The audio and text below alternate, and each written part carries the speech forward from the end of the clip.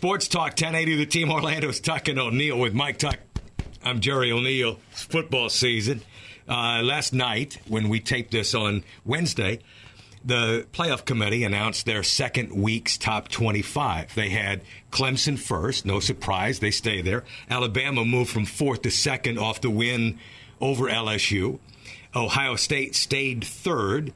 And Notre Dame replaced LSU, who dropped out. Notre Dame was fifth a week ago, and number 4. I have no issue. Those are the 4 in the order that I said that I thought the committee would pick. Are you comfortable with the 4 that they picked? I mean, you predicted that's what the order would be. That'd be your order too? Sure. All right. I mean, it wasn't my order last week. It's not my order this week. You can check that out at sportstalkflorida.com.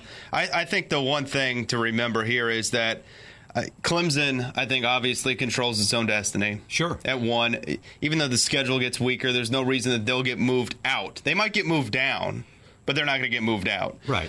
Same thing for Ohio State. They could get moved down, but unbeaten, they're not going to get moved out.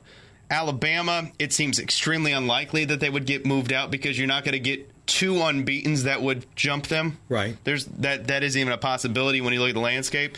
So they're safe. Notre Dame's the team that has to be obviously mindful of we could win the rest of our games and still get jumped. Sure. And that would make sense. If we get a Big 12 unbeaten champion, they're going to jump them. It would be interesting if, say, Utah won the Pac-12, how that measurement would line up against each other. Right.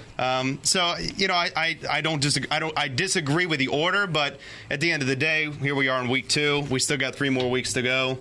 So we'll see what happens. But I think the 3 teams that control their own destiny are the 3 teams that they have 1, 2, 3. But I don't think they're locked in at those spots necessarily at this point. You know, I'm looking at, because I have all top 25 teams, all their records, et cetera, in front of me. And I was just checking again about Utah. Utah's only loss was a one-sided beatdown at USC. Right. Notre Dame beat USC, albeit a pretty close game, but Notre Dame rallied and won that game going away in South Bend. And the significance of Notre Dame in the top 4, I think, has to do with their only loss, again, the 2-point loss on the road at Clemson. It's the best one-loss team with their loss. If you factor heavy weight of losses, then theirs looks to the committee, as the committee has said, a very solid position in the top 4. But I agree. I'm a Notre Dame guy.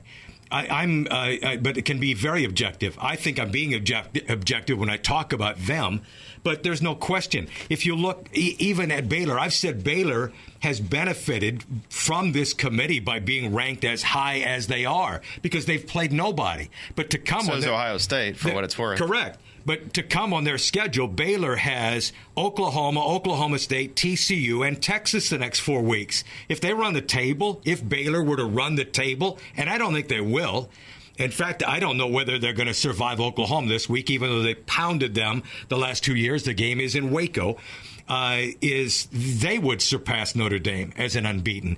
If you look at Oklahoma State already with that blowout win over TCU last week, they've got games against Baylor and Oklahoma. If they run the table, remember there's no conference championship game in the Big 12, I think they would pass Notre Dame. They'd be unbeaten with those wins yet to come. So for those who think Notre Dame is protected, obviously, that's not the case, in my opinion. And the committee said as much last night, Jeff Long did, about volatility is still really possible. It's just how they rank to this point. Right. And there are some one-loss teams that could factor into that as well. The reason why I think Alabama is safe with their one loss is we're not going to end up with 4 unbeaten teams, so that won't knock them out. It's impossible if you look at the layout. And the other thing is with Alabama, their resume, they're going to end up potentially with 10 teams above 500 on their resume.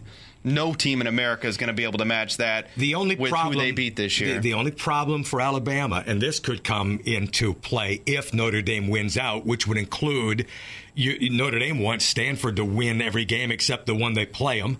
You know, Notre Dame wants Stanford to win the Pac-12. Notre Dame wants Navy to continue to win against decent opponents, especially in the American Athletic Conference. If Navy were to win the West, Navy's only loss would be to Notre Dame, and it was a blowout. So there are teams who you've played, you hope they continue to win. That Right. improves your resume look. Yeah. Even Texas for Notre Dame, because Notre Dame beat them earlier in the year.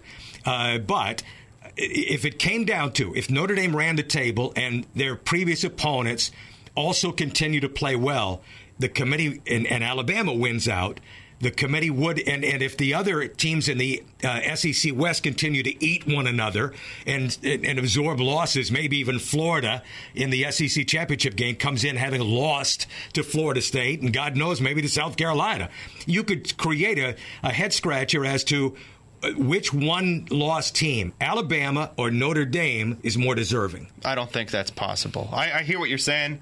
We'd have to play it out, but I don't think that's possible. I think, for what it's worth, there are other one-loss teams certainly that will end up potentially with resumes better than Notre Dame. And one last point I want to make is Ohio State and Clemson.